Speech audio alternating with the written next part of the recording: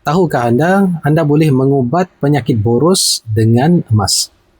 Mengatasi sikap boros boleh dilakukan dengan menyimpan emas sebagai satu kaedah disiplin kewangan.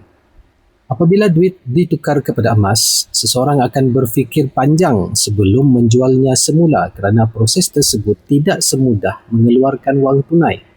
Keadaan ini secara tidak langsung mengurangkan keinginan untuk berbelanja secara impulsif. Berbeza dengan wang di tangan yang mudah habis, emas lebih cenderung disimpan kerana nilainya yang stabil dan berpotensi meningkat dalam jangka masa panjang. Selain itu, simpanan emas membantu membina tabiat menabung secara konsisten.